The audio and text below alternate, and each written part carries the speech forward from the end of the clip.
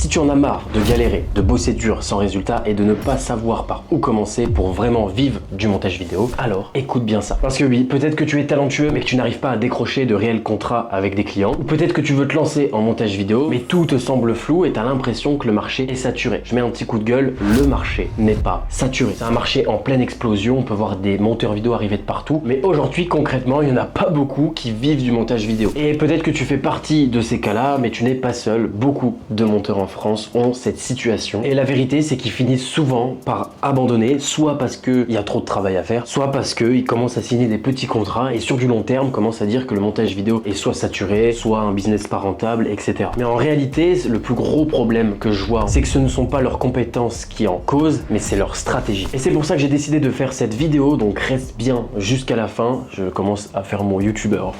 J'ai tout simplement de partager la clé exacte que mes élèves utilisent pour vivre du montage vidéo. Ce sont des stratégies assez simples à mettre en place. C'est juste qu'il faut les connaître et surtout bosser. On n'a rien sans rien, désolé de te l'avouer. Et en plus, je sais que ça marche parce que ça a permis à des dizaines de monteurs de passer de 0 à plusieurs milliers d'euros par mois. Si tu veux un plan clair et un peu plus détaillé que cette vidéo, une fois que tu as fini de la visionner, n'hésite pas à aller dans le premier lien dans la description. J'ai créé un plan structuré qui va te permettre de réussir dans ce métier. Je t'invite même à découvrir mon accompagnement. J'explique tout dans cette vidéo. Tu verras, tu vas y trouver tout ce que tu as besoin pour développer tes compétences techniques et surtout fidéliser tes clients. Parce que ça, honnêtement, beaucoup de monteurs l'oublient. Bien beau de signer un client, mais si tu le signes qu'une fois et après t'as un commentaire négatif, t'es mort, mec. Bref, je t'embête pas plus avec ça, le lien est dans la description. N'hésite pas à aller check après cette vidéo. Et on passe tout de suite à la première question que je vais répondre, c'est pourquoi la plupart des monteurs restent pauvres. Comme j'ai dit tout à l'heure, des excuses, j'en ai vu passer plein. Quand je discute avec ma communauté sur Instagram ou alors sur YouTube, souvent j'ai des excuses qui viennent à bout de champ. Je ne réussis pas parce que je suis pas assez bon techniquement, parce que le marché est trop saturé, je suis arrivé trop tard, personne ne veut payer. Et le problème, la vérité, c'est que souvent le problème vient de deux choses assez simples en fait. Premièrement, c'est leurs compétences techniques ne sont pas assez mises en valeur. T'as pas besoin d'être bon en montage vidéo aujourd'hui si tu arrives à mettre en valeur ce que tu peux offrir concrètement à ton client. Deuxièmement, ils ne savent pas se vendre et leur technique marketing est nul à chier.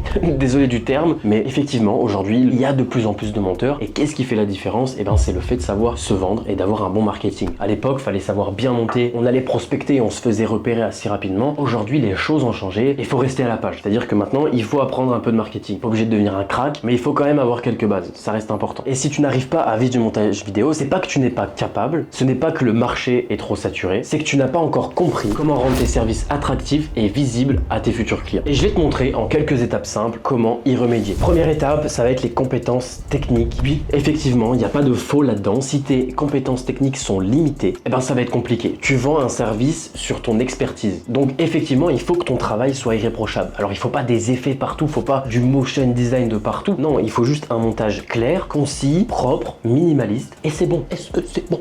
Mais si tu penses que tes compétences ne sont pas encore à la hauteur et tu te dis mauvais monteur, eh ben je vais te donner 3 étapes à suivre très simples. La première, ça va être regarde des tutoriels ciblés. Ne te disperse pas. Apprends uniquement les techniques qui correspondent à ton client cible. Si tu veux monter que des vlogs, apprends tous les effets pour monter des vlogs. La première chose qui me vient à l'idée, c'est d'apprendre le sound design pour les vlogs, d'apprendre un peu la colorimétrie, c'est-à-dire que si on a des b-roll avec un coucher de soleil, en travaillant la colorimétrie, on pourrait passer de ça à ça. Donc tu vois, ça reste quand même important. Deuxièmement, pratique des projets réels. C'est-à-dire que même si c'est pour toi, pour le kiff, pour tes potes, ou alors tu prends des rushs sur YouTube, il faut que tu montes constamment. Passer 3 jours à regarder des tutos sur YouTube, à regarder des formations gratuites, des formations payantes, j'en ai aucune idée, et ensuite monter seulement une journée ou 2 journées par semaine, ça va pas être possible. Quand tu apprends, quand tu regardes un tuto, fais la même chose en même temps. Troisièmement, rejoins une communauté d'entraide. C'est super important, c'est là que tu vas pouvoir obtenir des feedbacks intéressants, constructifs et qui va te permettre d'accélérer ta progression. Honnêtement, au début, j'étais un monteur un petit peu dans mon coin, je n'osais pas trop présenter mon travail, mais à la longue, quand j'ai commencé à discuter avec plusieurs monteurs sur des Discord, eh ben, j'apprends plus de techniques, j'ai des retours constructifs et ça permet de m'améliorer. D'avoir des feedbacks d'un mentor, on pourrait appeler ça un mentor, moi j'ai la chance aujourd'hui d'en avoir un, et ben honnêtement, ça fait beaucoup de différence et ça me permet d'avancer plus vite. Bref, j'espère que tu as compris sur la partie technique. On passe directement à la deuxième étape qui va être si ton marketing est inexistant ou mauvais. Ça va être ici que la majorité des monteurs échouent. Ils vont bloquer face à ce mur, ils n'arrivent pas à se rendre visibles et surtout, ils ne ciblent pas les bonnes personnes. Résultat, c'est qu'ils vont enchaîner des mauvaises stratégies qui ne mènent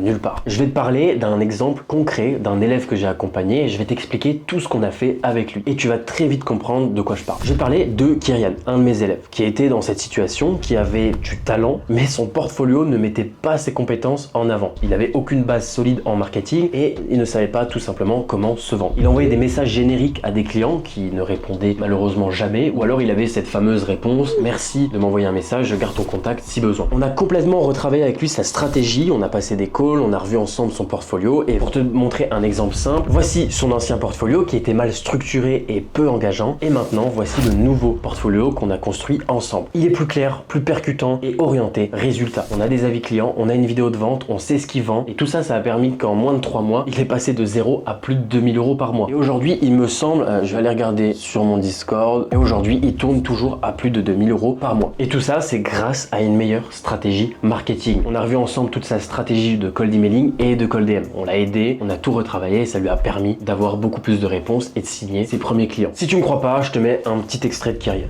Salut, moi c'est Kyrian, j'ai 19 ans et j'ai rejoint l'accompagnement de Split Editor en juin dernier. À ce moment-là, j'étais déscolarisé, je n'aimais pas mon travail et ça faisait déjà 7 mois environ que j'apprenais le montage dans le but de pouvoir en vivre. À ce moment-là, j'avais déjà pris une formation, j'avais déjà un petit niveau, mais disons, je sais pas comment m'y prendre pour essayer à trouver des clients. Et quand j'ai vu la story d'Alexis qui disait qu'il cherchait 5 monteurs motivés, je me suis dit que c'était une occasion à ne pas rater. Alors j'ai rejoint l'accompagnement. Et très rapidement avec l'équipe, on a créé ma campagne de prospection et en à peine 2 mois, j'ai déjà pu trouver 2 clients qui me payaient déjà suffisamment pour en vivre. C'est-à-dire 1800 € environ par mois. Là, tu vas peut-être te poser la question: oui, mais Alexis, comment tu sais tout ça, machin, nanana. C'est pas le seul cas isolé. J'ai pu accompagner aussi Sengo, qui est passé de chauffeur de taxi en août 2024 à être aujourd'hui monteur régulier pour des créateurs qui lui plaît et qui lui apportent plus de 2000 € par mois. Manon, avec qui on a travaillé pareil tout son portfolio, on a travaillé toute sa stratégie, on l'a accompagné, on lui a permis de cibler les bons clients et ça lui a permis tout simplement de décrocher ses premiers contrats, et aujourd'hui elle fait plus de 2000 € par mois. Je veux pas faire le mec qui fait du social proof, non, c'est juste que je veux t'expliquer que toutes ces stratégies que je te présente fonctionnent et c'est pour ça que je te les présente et que je te les donne gratuitement. Avec eux, on n'a rien fait de magique, ils se sont juste remis en question sur leur impact et sur leur marketing et ont tiré des conclusions qui ont fait bouger et ont fait changer les choses. Ça fait une bonne transition à la 3e étape à laquelle je vais répondre: si tu n'as pas de stratégie d'acquisition claire. Voici très clairement tout ce que les monteurs font mal. C'est-à-dire que dans cette vidéo, j'avais l'habitude de dire il faut faire ça. Maintenant, je te fais l'inverse, je te dis tout ce qui ne va pas. Premièrement, spammer des messages génériques. Salut, je m'appelle Alexis, je vais être ton monteur vidéo. Ça n'a jamais convaincu quelqu'un. De 1, ce message est non seulement inefficace, et de 2, ça commence à agacer les créateurs de contenu. Des messages comme ça, honnêtement, ils en reçoivent des tonnes. Même moi qui ai une petite chaîne et qui est nichée dans le montage vidéo, je reçois énormément de copier-coller. Il y en a même 1 ou 2 qui se sont trompés sur mon prénom. Enfin les gars, c'est pas pro, je donne des techniques que vous n'appliquez pas dans vos propres mails pour me prospecter.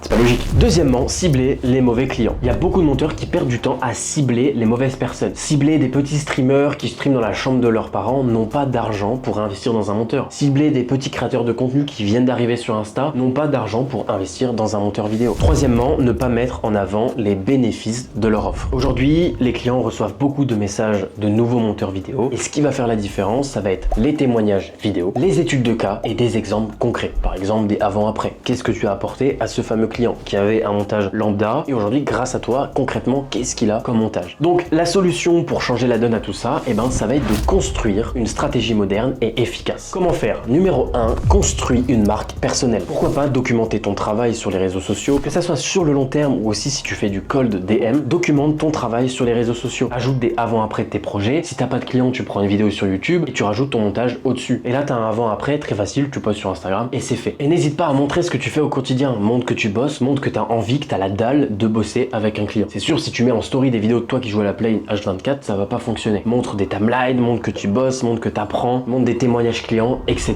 Deuxièmement, cible les bons clients. Je t'en ai parlé il y a quelques secondes. Il n'y a pas besoin d'avoir beaucoup d'abonnés. Cherche des créateurs ou des entreprises qui vendent quelque chose. Parce que eux voient le contenu comme un investissement et non comme une dépense. Troisième, apprends à te différencier. Au lieu de spammer en call de DM de messages copier-coller, analyse ce qu'il a besoin concrètement et propose-lui quelque chose sur mesure qui correspond à son image. Exemple très simple d'une stratégie qu'on pourrait essayer: tu cibles un client, tu regardes un petit peu son Instagram et tu te rends compte que ses vidéos sont mal travaillées et surtout sur le hook. Et pourquoi pas télécharger son réel, retravailler sa vidéo et ensuite envoyer ce message. J'ai remarqué que tes vidéos manquent d'un hook efficace, j'ai pris le temps de retravailler celui-ci pour toi, je te l'envoie, qu'en penses-tu? Quand tu combines tous ces éléments que je t'ai donnés, tu deviens ce que j'appelle incontournable. Tu montres précisément que tu es un expert, que tu n'as pas fait de copier-coller, t'es pas un monteur qui a besoin d'argent, je veux des clients, je suis prêt à tout prendre comme projet parce que j'ai la dalle. Non, tu te catégorises comme un vrai expert, comme quelqu'un qui peut apporter quelque chose au client. Et ça, je t'avoue, ça fait toute la différence. Pour finir sur la 4e étape, fidélisation de tes clients. Il y a beaucoup de monteurs qui pensent qu'une fois qu'ils ont signé un client, c'est bon, c'est fini, j'ai gagné, je vais pouvoir vivre du montage vidéo. Allô maman, ouais, t'as pas de en moi, ça y est, je peux vivre du montage vidéo. J'ai signé mon premier client à 50 € le TikTok. Désolé de te dire ça, mais le plus gros challenge dans ce business, c'est pas de trouver des clients, mais c'est de les garder sur du long terme. Parce que honnêtement, est-ce que t'as envie de passer tes journées pendant des mois à faire de la prospection parce que la plupart de tes clients sont des clients en one shot, qui ne t'apportent aucune stabilité? Honnêtement, si t'es encore sur cette vidéo, je me permets de répondre pour toi, je ne pense pas. Et tout ça, en fait, réside sur l'expérience client. L'idée est que ton professionnalisme soit si fort que même si un monteur techniquement est plus fort que toi et prospecte ton client, il ne se pose même pas la question de changer de monteur. Tout simplement parce qu'il sait ce que tu lui apportes concrètement. Et c'est pas si compliqué de fidéliser tes clients. Ça demande un petit peu de travail. Comme d'habitude, on n'a rien sans rien. Je vais te donner quelques aiguilles. Prends un petit carnet et note tout ce qui te suit. Premièrement, intéresse-toi profondément à son business. C'est quoi son business? Qu'est-ce qu'il vend? Est-ce qu'il vend des habits sur internet? Est-ce qu'il vend une application? Est-ce qu'il vend des programmes de coaching? Est-ce qu'il vend des formations? Concrètement, pourquoi tu travailles pour lui? Deuxième, crée avec lui une expérience fluide et forte. Je vais te donner un exemple très con, mais demain c'est Noël. Et quand je vais me lever, je vais prendre quelques minutes pour envoyer un petit message sympathique à tous mes clients pour leur souhaiter un joyeux Noël. Troisièmement, sois force de proposition sur sa stratégie de contenu. Propose-lui d'essayer une stratégie. Pourquoi pas cette fois-ci mettre tout l'effort sur l'intro au lieu de toute la vidéo pour augmenter le taux de rétention. Un autre exemple, si tu montes une vidéo cool pour lui, pourquoi pas lui proposer de faire des shorts par rapport à cette vidéo YouTube. Il y a plein d'idées qui me viennent en tête, mais dans l'ensemble, t'as compris. Ensuite, utilise des canaux et des outils efficaces pour maximiser les retours et la communication. Un outil très simple, incontournable, Frame.io. S'il te plaît, n'envoie pas sur un Drive ou sur un Smash ta V1 une fois qu'elle est finie. Utilise Frame.io, c'est gratuit en plus avec la suite Adobe, qui te permet d'importer tes vidéos et de l'envoyer directement au client pour qu'il te fasse des retours. Pour finir, demande des feedbacks pour t'améliorer constamment et par la même occasion, améliorer la qualité de contenu de ton client. N'hésite pas à lui demander des feedbacks. Justement, ça lui pose aucun problème, il est là pour y répondre. S'il te fait des feedbacks concrets sur ce qu'il n'aime pas, eh ben tu feras plus l'erreur sur ses prochaines vidéos. J'ai envie aussi de faire une petite parenthèse, j'entends beaucoup de petits monteurs vidéo me disent qu'ils veulent avoir 15 clients pour vivre du montage vidéo. Mais